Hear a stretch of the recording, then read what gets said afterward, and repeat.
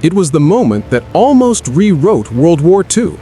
On a cold November morning in 1944, American pilots spotted what they believed was a perfect German target and dived in with vengeance burning in their veins. But as the sky exploded with gunfire, a horrifying truth emerged. Those Germans weren't Germans at all. They were Soviet allies. What followed became the only time in history the US and USSR fought each other in open combat, and both sides tried to bury the truth forever.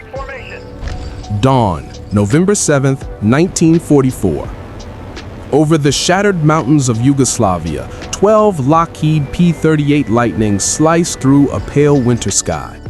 Their silver bodies shimmer in the rising sun, engines humming like metallic thunder. Leading them is Colonel Clarence Theodore Edwinson, a hardened pilot who has already witnessed far too many friends fall from the sky. Today, his objective is simple: hit German supply lines near Belgrade and return home. But nothing about this day will be simple. Edwinson scans the rugged terrain below. Broken villages, burnt forests, smoke rising in lonely spirals. Then, a sudden blast of white steam erupts from the valley. He narrows his eyes. A train, he mutters. Not the official target, not even on the mission brief. But in war, opportunity rarely waits. He grabs the radio. "Boys, let's go get it." His plane rolls over smoothly, slicing downward like a falling blade. The rest follow, a beautiful but deadly formation. The P-38s growl toward the locomotive. The German steam engine races along the tracks like a panicked beast, unaware of its fate. Snow-covered trees blur past it as it whistles through the valley. Edwinson locks his guns. Trigger! A deafening symphony erupts. .50 caliber rounds shred through metal. Holes bloom across the boiler. Steam bursts out violently. The locomotive screams like a wounded animal. The squadron rises again toward the clouds, leaving a dying train behind. But celebration lasts seconds.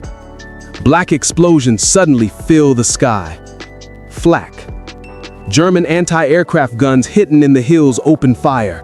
The air thickens with smoke and razor-sharp steel. "Everybody get low!" Edwinson shouts. Too late. A nearby P-38 takes a direct hit. The aircraft bursts into flame mid-air, spinning wildly. A terrified voice erupts on the comms. "I'm hit! I'm going down!" Edwinson twists his neck, searching. Below, a fireball slams into a hillside. "Does anyone see us shoot?" Silence. Then a quiet, painful, "Negative, sir." Edwinson closes his eyes for a half second, a second too long. But grief turns instantly to rage. He forces his voice steady. "Copy." The squadron pushes on. Their engines roar with cold fury as they follow the valley, toward what they think is their real target. From above, the landscape opens. A wide valley, an airfield, vehicles moving in long columns, just like the briefing described. Edwinson feels it. This is their vengeance. "There they are," he growls. "Blue flight, you take the convoy. Red and yellow, hit the airfield." "Roger!" The lightning split into smooth angles of attack. But down below, they are not Germans. They are Soviet soldiers. Allies marching proudly with red flags, singing the songs of the October Revolution anniversary. They see the American planes and cheer, until someone screams, "No, they are diving! They are going to strafe us!" Soldiers wave Soviet flags desperately. But the Americans, fueled by anger, don't see it. They fire. Bullets tear through the marching column. Soviet soldiers fall in confusion. Trucks explode, horses panic. Wounded men crawl across the dirt begging for help. Bombs drop from the sky with bone-shaking force. The valley becomes a firestorm. Meanwhile, at the airfield, lookouts stare in disbelief. Why are American planes attacking? Men the guns, combat positions. Anti-aircraft guns roar to life. Red tracers streak upward. Edwinson's men dive into a hell of steel. They hit rows of parked aircraft, Soviet Yak fighters, but to them they look like German Bf-109s. Metal rips, ground explodes. The air is filled with smoke and death on both sides. One of Edwinson's pilots, Lieutenant Eldon Colson, takes heavy damage. "She's not coming up!" he screams. Another blast hits his wing. His controls fail. Smoke pours into the cockpit. His plane crashes. Another American death. Edwinson feels the world tightening around him. He needs to end this. But the battle is far from over. Because right now, Soviet pilots are sprinting to their Yaks, and something the world has never seen is about to happen. The first and only dogfight between the USSR and the United States. The deeper American forces moved into Eastern Europe, the more often they found themselves brushing dangerously close to Soviet lines. Publicly, both armies were allies. Privately, every soldier on both sides knew the truth.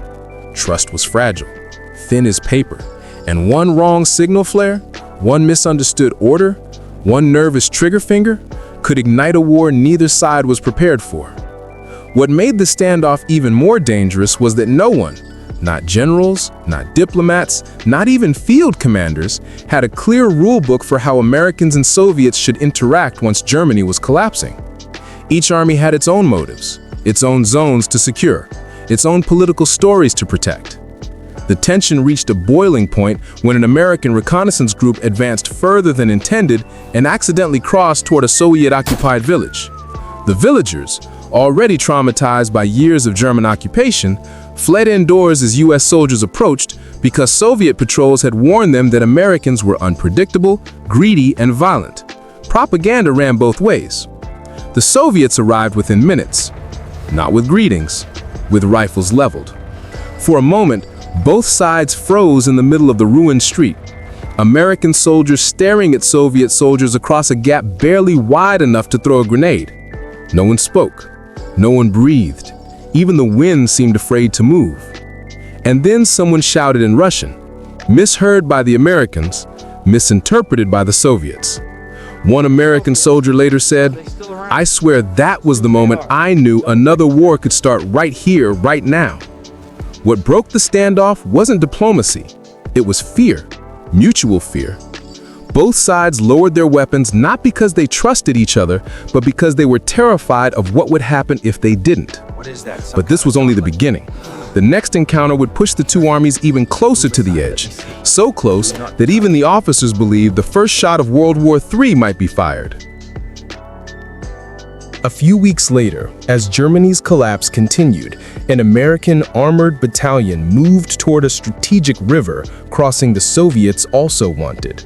Both armies had intelligence suggesting the bridge was key to accessing hidden German supply bunkers, and both wanted control before the other arrived. At dusk, American tanks rolled into position on the west side of the bridge.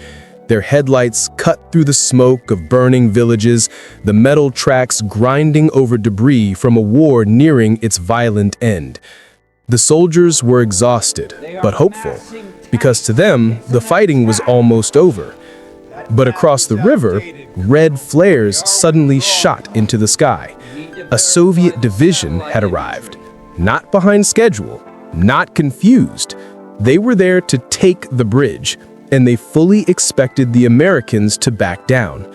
When neither side moved, American tank commanders locked their turrets forward, cannons targeting the Soviet lines. Soviet anti-tank crews leveled their guns in response, creating a razor-thin tension across the water. One spark, one accident, one soldier slipping on a rock and firing his weapon, could start the deadliest friendly fire incident in human history. Radio operators on both sides panicked, whisper shouting at headquarters for orders, but none came. Commanders knew exactly what was happening, and they said nothing. The standoff lasted 4 hours. 4 hours of Americans with fingers trembling on their triggers. 4 hours of Soviet gunners silently waiting for the order to fire. 4 hours of the river reflecting two armies, supposed allies, aiming to kill each other. And then the unimaginable happened. A Soviet soldier, tired and cold, lit a cigarette. The tiny flame was seen by an American gunner who mistook it for a signal. An American tank adjusted its cannon. Soviets interpreted it as aggression. The Soviets chambered around. American spotters screamed warnings. Both sides prepared for hell. At that exact moment, a Soviet lieutenant ran toward the riverbank, waving both arms, shouting for a ceasefire.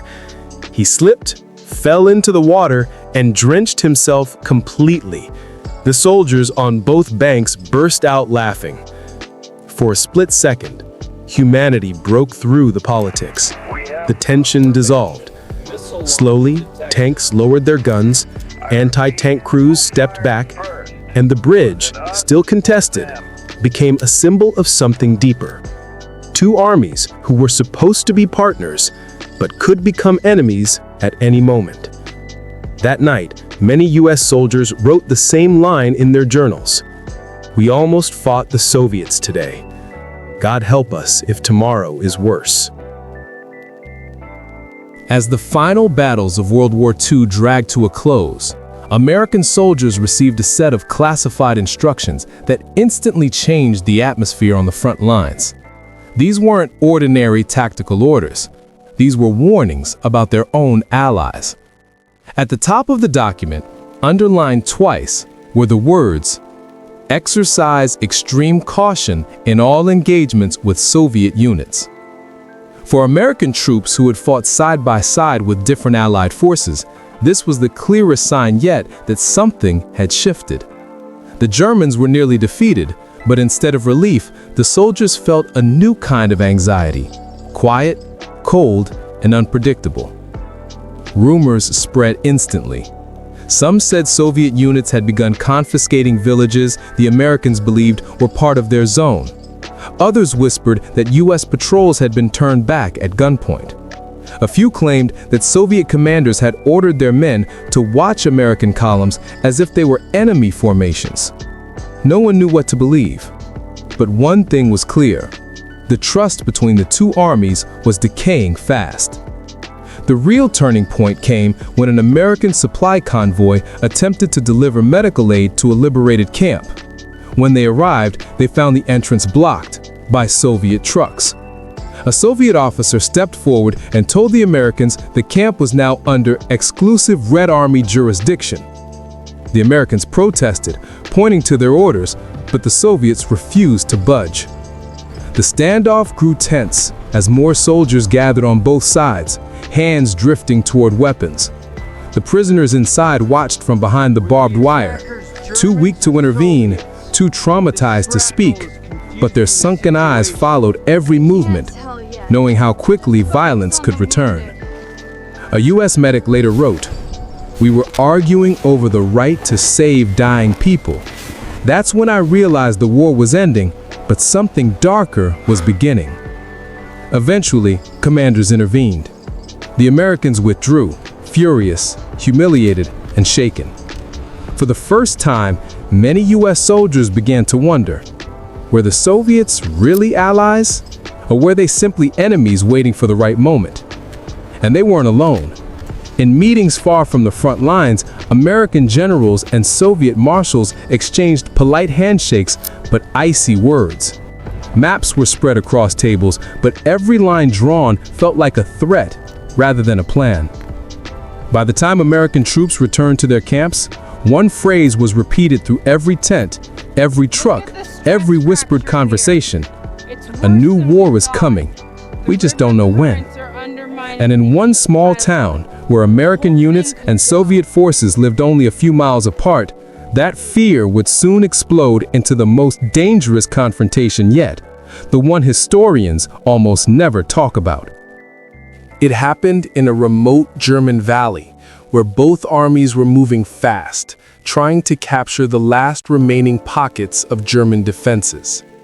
American scouts entered the valley first, setting up a temporary command post near a bridge. They weren't expecting trouble. They had survived the worst of the war. They had beaten back the strongest armies in Europe. The end was finally in sight. Then, out of the early morning fog, came the sound of engines. Not German engines, Soviet ones. A full Red Army armored column rolled toward the valley, tanks, trucks, and infantry marching in tight formation. Their red flags rippled through the mist, and their officers marched with grim determination. American soldiers watched them approach, confused at first, then alarmed. The Soviets weren't slowing down. They were heading straight for the bridge. The same bridge the Americans had orders to secure. When the Soviet lead tank refused to stop, American mortar crews raised their tubes, machine gunners cocked their weapons, the commanding officers shouted warnings across the valley, ordering the Soviets to halt. They didn't. Soviet commanders barked orders of their own. Soldiers jumped from trucks and sprinted toward defensive positions, digging in with lightning speed. American troops scrambled to counter. Within seconds, the peaceful valley transformed into two mirrored battle lines, each convinced the other was provoking a fight. No one spoke, no one backed down. The world waited for a shot that could trigger a war no one was ready for. And then something happened that no one expected. An elderly German farmer, his home destroyed, his family lost, his future uncertain, walked straight between the two armies. He raised his hands and shouted in broken English and broken Russian, begging the soldiers not to destroy the last piece of his land still standing. For a moment, both sides stared in disbelief. Then, the Soviet commander ordered his troops to hold fire. The American officer did the same. And for the first time in days, maybe weeks, both armies hesitated, not out of fear, but out of humanity. Negotiations followed, heated, angry, confusing, but they worked. Both armies withdrew from the valley, the bridge remained untouched, and the war, at least between the Allies, never erupted. Later, American soldiers would write that the valley felt like the place where history took a different turn, where a single shot could have changed the world but didn't, where two superpowers stood face to face and chose restraint over destruction.